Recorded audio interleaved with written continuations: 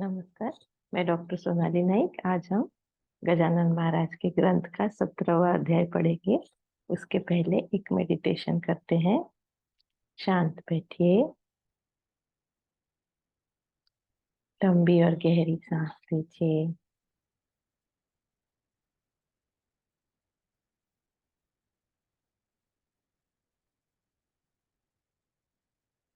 अपना ध्यान आज्ञा चक्र पर केंद्रित करिए। देखिए कि आप एक बहुत शांत और प्रसन्न जगह पर बैठे हों। लहरों का मधुर आवाज आपके कानों पर गूंज रहा है। शीतल पवन बह रही है। समंदर का किनारा है। आप प्रभु श्री राम का ध्यान कर रहे हो। साक्षात प्रभु श्री राम आपके समक्ष खड़े हैं। प्रभु को देखकर आप आनंदित होते हो, पुलकित होते हो, नतमस्तक होते हो। प्रभु ने आपको आशीर्वाद दिया है कि आप शारीरिक रूप से संपूर्ण स्वस्थ हो, मानसिक रूप से संपूर्ण सुदृढ़ हो, ऐहिक रूप से संपूर्ण सफल, सामाजिक रूप से संपूर्ण कार्यरत हो। प्रभु के इस आशीर्वाद को पाकर आप आनंदित होते हो, पुलकित होते हो। प्रभु की शक्ति का कवच आपके इर्द गिर्द हमेशा बना रहता है। इस कवच के भीतर आप सदैव सुखी, सदैव समाधानी, सदैव स्वस्थ, सदैव सुरक्षित, सदैव समृद्ध होते हो। इसी के कारण आपका जीवन विलक्षण माधुर्य, अलौकिक उल्लास, अभूतपूर्व आनंद से भरपूर है। धन्यवाद दीजिए। धीरे धीरे आंखें खोलिए। जय गजानन। श्री गणेशाय नमः। जय जय हे महामंगल, जय जय हे भक्तपाल, पतित पावन नरहरि, जय जय हे तमालनील। हिरण्यकश्यप निर्दय था, सज्जनों का शत्रु था, उसे मारने हेतु उसका आपने पाड़ा उधर था।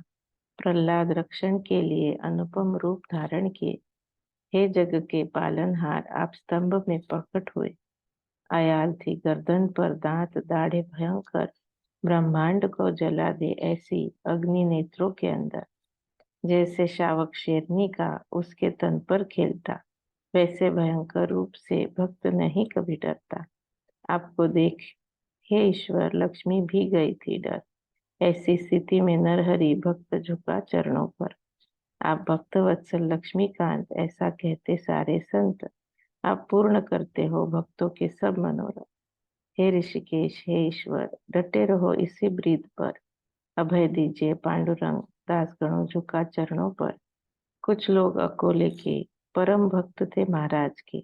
उनके घर अक्सर फेरे होते थे श्री गजानन के। बापू कृष्ण चापड़गांव का, परिवार खटाव सेठ का, गोंडूलाल का पुत्र एक, बच्चूलाल नाम जिसका। थी पंडित जीजीबाई और भी थे भक्त कई। इतने सारे नाम यहाँ लिखे जा सकते नहीं। श्री गजानन महाराज ने एक बार अकोले में आकर मुकाम किया खटाव सेठ के मिल में। एक भक्त मलकापुर का, विष्णु सा नाम जिसका, महाराज को मलकापुर ले जाने का था विचार उसका। उसने आमंत्रण का वसीला भास्कर द्वारा लगा लिया। यही भास्कर आड़गांव में समाधिस्थ था हो गया। वह तब पास में था, स्वयं कारोबार देखता था। इसी भास्कर पाटिल का विष्णु सा को आधार था। भास्कर बोला, मलकापुर चलिए विष्णु सा के घर, आपको आमंत्रण देने आया है वह यहाँ पर। यहाँ भक्तों के मनोरथ पूर्ण किए आपने समर्थ। आपके लिए मलकापुर के भक्त है व्याकुल अत्यंत। समर्थ बोले, सुनो भास्कर, अभी ना आता मलकापुर। व्यर्थ कोशिश करो न मुझे ले चलने की वहां पर, और आग्रह करोगे तो फजीहत में पड़ोगे। मैंने कुछ न कहा तो भी सोचोगे तो समझोगे। रस्सी ज्यादा खींचने से टूट जाती बीच में से। झमेले में पड़ो मत, मैं हिलने वाला नहीं यहाँ। उस पर बोला भास्कर, कुछ भी हो मलकापुर चलिए कृपया महाराज। भक्त विष्णु सा के घर। मैं हूँ लाडला आपका, मुझे नहीं देना धक्का। मैंने उसे वचन दिया आपको लेकर आने का। मेरे इस वचन की पूर्ति आप कीजिए मंगल मूर्ति। गाड़ी में बैठने हेतु राह पकड़ते अब स्टेशन की। इस प्रकार आग्रह कर आया महाराज को लेकर। मलकापुर जाने हेतु पहुंच गया स्टेशन पर।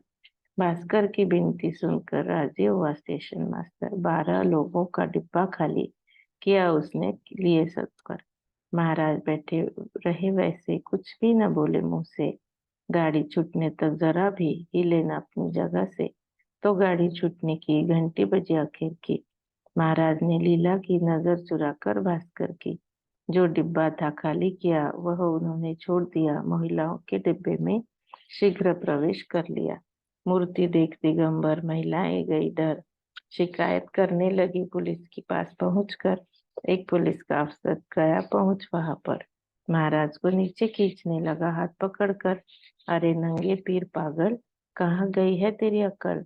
इस डिब्बे में बैठा जिसमें बैठती है महिलाएं केवल। झटक कर उसका हाथ वहीं बैठे दीनानाथ। अफसर के प्रति भय की मन में जरा थी न बात। अफसर ने फिर छोड़ा हाथ। स्टेशन मास्टर से की बात, महिलाओं के डिब्बे के पास आप चलिए मेरे साथ। डिब्बे के पास दोनों पहुंचे तब उन्होंने देखा ऐसे महिलाओं के डिब्बे में महाराज आराम से बैठे। स्टेशन मास्टर ने अफसर से भाषण फिर किया, ऐसे जाने दीजिए आप इन्हें इसी डिब्बे में बैठे बैठे। ये तो है संत महान, चलते बोलते हैं भगवान। इनके पास अपराध को कभी न मिलेगा स्थान। यह सुन पुलिस अफसर देने लगा ऐसा उत्तर, मैंने तो इस मामले में तार भेज दिया ऊपर। कुछ भी इस प्रकरण में रहा न मेरे हाथ में। अब आप करना जो भी आपके आए मन में। टोपी उतनी उतार कर फिर वह स्टेशन मास्टर विनती करे महाराज को अति आदर दिखाकर, महाराज हमारी सुनिए, नीचे उतर आइए, कायदे और कानून के बारे में भी सोचिए। महाराज नीचे आए। उतर हुआ मुकदमा उनके ऊपर। जठार साहब के कोर्ट में कानून के मद्देनजर मुकदमा दायर हुआ। सुनवाई का दिन तय हुआ। शेगांव में पूछताछ का काम भी प्रारंभ हुआ। तब बापू साहेब जठार पूछताछ करने वहां पर पहुंचे। शेगांव की ओर डाक बंगले में गए ठहर। वेंकटराव देसाई थे, अकोले में रहते थे। कुछ काम के कारण वहां वे भी आकर पहुंचे थे। महाराज के मुकदमे की खबर गांव में फैली थी, अतः शेगांव की जनता बंगले पर जमा हुई थी। देसाई ने बापू साहेब से प्रश्न किया उत्सुकता से, कौन सा खास मुकदमा है, भीड़ जमा हुई है जिससे? बापू साहेब बोले, देसाई को भीड़ का कारण आपको ज्ञात नहीं, इस बात का हो रहा आश्चर्य मुझको। आपके गजानन समर्थ घूमते रहते विवस्त्र, अतः पुलिस ने उन पर दाखिल किया आरोप पत्र। आज उसकी सुनवाई होने की है घड़ी आई। लगता मुझे इसी कारण जनता इतनी जमा हुई। सुनकर यह भाषण हुआ दुखी उनका मन। हाथ जोड़कर मुकदमा रोकने की निवेदन। श्री गजानन साधु की योग्यता है महान अति, वे तो प्रत्यक्ष ही देखो मूर्ति है भगवंत की। उन्हें विदेही पुरुष जानना, बंधन उन्हें कोई है ना। वंदनीय है सभी को योगियों का योगी राणा। मुकदमा दायर किया, यही पुलिस से भूल हुई। इस भूल की दुरुस्ती कीजिए अब आप ही। बट जठार बोले वकील को, आप जानते कानून को, इस बात पर सोचना चाहिए था पुलिस को। कहा एक जन कर्मचारी को बुला भेजो महाराज को। यह सुनकर उसने भेजा जवान पुलिस को। वह बोला, स्वामी जी को चलना है कचहरी को, अफसर ने मुझे भेजा आपको ले जाने को। सीधे ढंग से चुपचाप चलना है मेरे साथ, फजीहत न करा लेना, घसीटूंगा पकड़ हाथ। महाराज बोले, फिर उससे उठेंगे न हम यहाँ से। दिखा देना सिपाही गिरी हाथ पकड़कर हाथ से। हाथ सिपाही का पकड़ा, वह नहीं सका छुड़ा। ताकत से दबाव के रक्त प्रवाह बंद पड़ा। दर्द भयंकर होने लगा, जी भी घबराने लगा। सिपाही खड़े खड़े ही वहां तिल मिलाने लगा। सिपाही को देर हुई तो भेजा वकील देसाई को। बापू साहेब जठार ने महाराज को ले आने को बोले, आप स्वयं जाइए, महाराज को ले आइए, बंगले के पास व्यर्थ न भीड़ जमने दीजिए। उतने में आई खबर, पुलिस को पकड़ा है कर। महाराज ने सहजता से बिठाया एक जगह पर। देसाई पहुंच गए वहां। उनके भक्तों को ऐसा कहा, महाराज को पहना दो तुम धोती अब यहाँ। यह सलाह सबको भाई। महाराज को धोती पहनाई, लेकिन महाराज ने वह खोल दी रास्ते में ही। वैसे ही पहुंचे कचहरी में। शिष्य भास्कर था साथ में। उन्हें देख बापू साहेब ने एक कुर्सी दी बैठने। महाराज बैठे यहाँ। विवस्त्र घूमते क्यों गाँव भर? ठीक नहीं ऐसे घूमना दिन रात हर प्रहर। विवस्त्र घूमना अपराध हुआ, कानून ने है तय किया। विवस्त्रता छोड़ दीजिए, ऐसा उन्हें आग्रह किया। यह जठार का भाषण महाराज ने लिया सुन। उत्तर देने हेतु फिर हास्य वदन से कहा वचन। तुम्हें क्या है लेना देना, जल्दी मेरी चिलम भरना। व्यर्थ बातों को अकारण ज्यादा महत्व नहीं देना। ध्यान से शब्द सुने सारे, जठार पिघल गए पूरे। समझ गए कि महाराज है लौकिक रिवाजों से परे। भागवत के वृषभ देव है अथवा शुक्राचार्य है, या फिर ये वामदेव का दूसरा अवतार है। निजानंद में सदारत है, निश्चित है जीवन मुक्त ये। इन पर दोषारोपण करना कभी नहीं तर्कयुक्त है। अग्नि ने त्यागा गर्मी को, ऐसा दिखा न कभी किसी को। अतः अग्निहोत्री सदैव कुंड में ही रखते उसको। अग्नि को देव समझकर रखा कुंड के बाहर, अग्नि का दोष नहीं होगा अगर जला दे पूरा घर। वैसी इनकी विवस्त्रता रखती अग्नि के समान समता। अतः इनके शिष्यों पर ही इसका दोष है जाता। महाराज अग्नि का है रूप, वस्त्र कुंड का है स्वरूप। वस्त्र रूप कुंड में उन्हें रखते तो सबको ही मिलता सुख। बापू साहब ने पूर्ण रूप से सोचकर इस प्रकार से अपना निर्णय जाहिर किया। श्रोताओं सुनिए ध्यान से। महाराज मूलतः जीवन मुक्त, उनको रखना व्यवस्थित भास्कर का कर्तव्य था। जो किया न उसने बात है सत्य। अतः 5 रुपए जुर्माना होगा भास्कर को भरना। ऐसा जठार के सामने पूर्ण हुआ मुकदमा। समर्थ बोले, हे भास्कर, अब आग्रह इस प्रकार आगे करोगे क्या मुझे? वजीहत अपनी कर। भास्कर कुछ बोला नहीं, बैठा रहा मौन ही। सभी भक्तों ने मिलकर विचार तब किया यही। अग्निरथ में बैठा कर जब इन्हें जीवन भर ले जाएंगे कहीं, क्योंकि वाद होता है अहित कर। शेगांव में इसके बाद जारी रहा यही रिवाज। बैलगाड़ी में बिठाकर ही ले जाए गए महाराज। ऐसे ही अकोला में एक बार पहुंचे गजानन शुभंकर और जाकर बापूराव के सदन में गए ठहरे। तब एक यवन जाति का साधु मेहताब शाह नाम का मूर्तिजापुर के पास के था, कुरुम गांव का। उसने बापू साहब से कह दिया था पहले से, महाराज अकोले आएंगे तब बुलावा भेजना मुझे कुरुम से। श्री गजानन साधु और अकोले में आने पर बापूराव ने कुरुम को भेजा। आदमी सत्वर प्रकार इधर ऐसा हुआ ऐसा निकल पड़े मेहताब शाह अकोले को महाराज से मिलने के लिए। मनीषा अकोले का आदमी जो आया था ले जाने को, ठीक वह आदमी ही बीच रास्ते में मिला उनको। वह मिलते ही रास्ते में अपनी मधुर भाषा में उसे ऐसा प्रश्न पूछा, सुनिए मेहताब शाह ने, कुरुम को तुम मत जाना, हमारी गाड़ी में बैठना। मैं ही हूँ मेहताब शाह, चलो अब स्टेशन है जाना।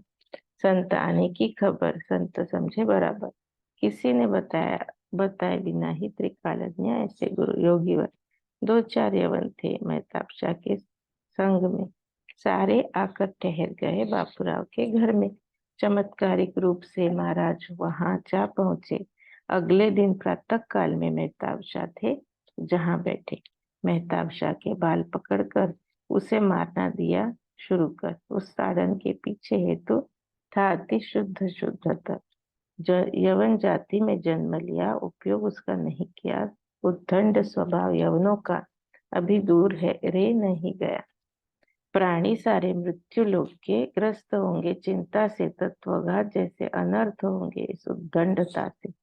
नाम तुम्हारा है मेहताब, इसका स्मरण रखना खास। द्वेष रूप तुमको कभी जगह मिले ना तुम्हारे पास। यह द्वेष रूप अंधेरा होने लगा है घनेरा। इसकी खबर न थी तुम्हें इसलिए तुमको मारा। यह इशारा समझ गए मेहताब से तुष्ट हो गए। साधु के अंतर को तुरंत साधु ऐसे जान गए। मेहताब को ऐसा जब मारा सात का यवन चमगट सारा। यह मारपीट देखकर बहुत ही गया था घबरा। मेहताब शाह ने कही, यह बात रही ना हमारे पास। कुरुम को निकल जाने में ही भलाई है सबकी खास।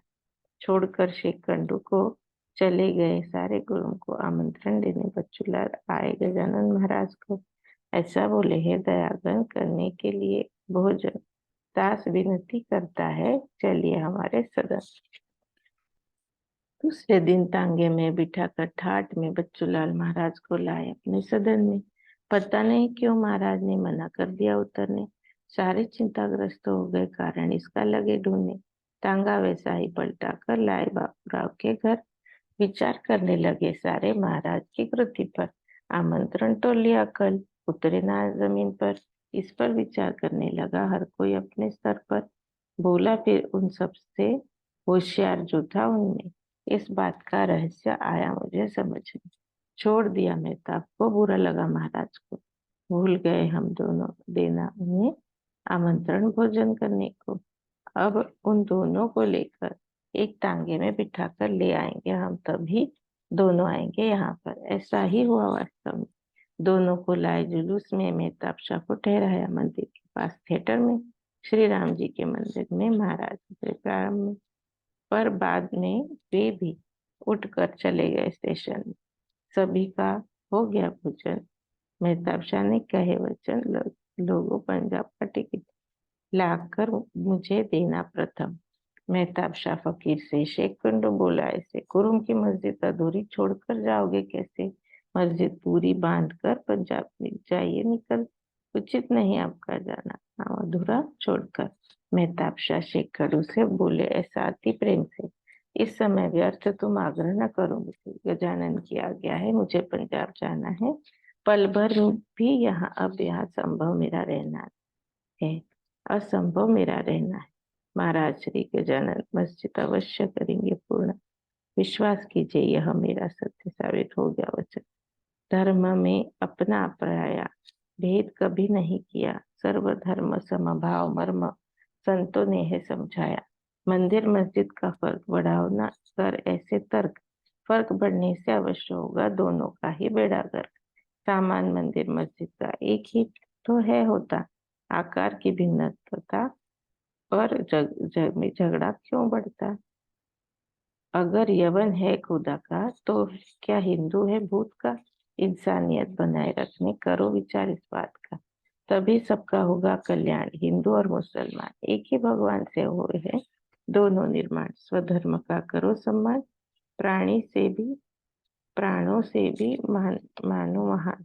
पर विधर्मी के लिए भी मन में रखना होगा मान। जब तक ऐसा नहीं होगा सुख दूर दूर रहेगा। जाओ, गजानन की कृपा से मस्जिद का काम पूर्ण होगा। मेहताब शाह निकल गए, फिर इधर नहीं आए। हिंदू मुस्लिमों ने इस पर विचार करना चाहिए। मेहताब शाह को यद्यपि समर्थ ने मारा, द्वेष नहीं था जरा सा। मन में भी मन में थी विशुद्ध मत थी। भोजन को मेहताब बिना गया नहीं योगी राणा। इस बात पर श्रोतागण आप अवश्य गौर करना। अस्तु, इस बापूराव की पत्नी त्रस्त हो रहती थी। सज्जनों उसे होती सदा बाधा भाना में। कभी माथे कुमकुम लगाता, कभी गले ही दब जाता, कभी तो बदन पर ही वस्त्र जलने लग जाता। बिलावे के कभी पीठ पर निशान भी आते उभर, कभी अग्नि दिखाई दे सूखते हुए वस्त्र। बापूराव की पत्नी भानामती के त्रस्त हो गई। अन्न जल बचे नहीं, अति अशक्त हो गई। भानामती भगाने को अकोले में जानकार को बुला लिया, पर फायदा हुआ न। उसकी पत्नी पैसा खूब खर्च किया, फिर भी गुण नहीं आया। आखिर वह थक कर महाराज की शरण आया। महाराज, यह भानामती पत्नी को है बहुत सताती, थक गया हूँ मैं, कोई युक्ति कम काम नहीं आती। आज पड़े है गुरुवर आपके चरण मेरे घर, वहीं पर यह भानामती कैसे सकती है ठहर? पंचानन जिस कानन में आ गया हो निवास करने, वहीं पर सियार कैसा आए शेखी बघानी कस्तूरी की महक, जहाँ भानामती की दुर्गंध वहां कैसे रह सकती है? देखिए महाराज यहाँ। यह विनती सुनकर महाराज ने कृपा कर अपनी ममतामयी नजर डाली उसकी पत्नी पर। दूर भाग गई तभी श्रोताओं उसके भानामती सिंह के आगे की मत वानर की नहीं रहती। एक बार निकले घूमने, महाराज पहुंचे आकोट में बंधु अपना समझकर नरसिंह जी से मिलने। उनके मठ के पास भला कुआं था एक बड़ा। महाराज जाकर बैठ गए उस कुएं पर, वहां पाँव नीचे लटका दिए और अंदर झांकते गए। कुएं के जल को फिर बार बार देखते गए। उनकी यह कृति देख साशंक हुए लोगों ने। नरसिंह महाराज ने पूछा, ऐसा क्या रहा है देख? गोदा, यमुना, भागीरथी यहाँ आपके लिए आती और कितने तीर्थ जानने झांकने की इच्छा होती। तीर्थ आपको स्नान कराते, हम ऐसे ही रह जाते। ऐसा क्यों है? ये तीर्थ आज हमें भी स्नान करा दे। उन्होंने स्नान कराए बिना यहाँ से मुझे न हिलना। उनका यह भाषण सुन लोग तर्क करते, नाना वास्तव में यह है सरफिरा, इसके पीछे शेगाव सारा कैसा लगा पता नहीं। रुको, माजरा देखो पूरा। तब फिर निमिष में उबाल आया पानी में, एक पल में लबालब पानी भर गया कुएं में। हजारों फव्वारों से जल उस कुएं से निकल श्री गजानन महाराज के बरसने लगा शरीर पर। बोले, सबको दया निदान, आइए करने को स्नान। कुएं में उतरने का अब नहीं रहा काम। गंगा, यमुना, गोदावरी आई ऊपर नदियां सारी, फटाफट स्नान कर लो, सरिता है पावन खरी। स्नान किया भाविकों ने, गर्दन झुकाई निंदकों ने। यह अद्भुत प्रकार दिखा जब वहां सबने। संत जो कुछ भी चाहते वह चक्र पाणी पूर्ण करते। संतों की वाणी को कभी असत्य न होने देते। महाराज स्नान से उठे, जैसे उबाले बंद हो गई वैसे तले तक पहुंच गया, पानी हो गया पहले जैसे। नरसिंह जी से मिलकर निकल गए गुरुवर, शेगांव को पहुंच गए मनोवेग के अश्व पर। स्वस्ति श्रीदास गणों विरचित श्री गजानन विजय ग्रंथ तार लेगा भवाब्दी में। सुनिए जी भाविक भक्त। शुभम भवतु श्री हरिहरार्पणमस्तु। इति श्री गजानन विजय ग्रंथस्य सप्तदशोऽध्याय समाप्त।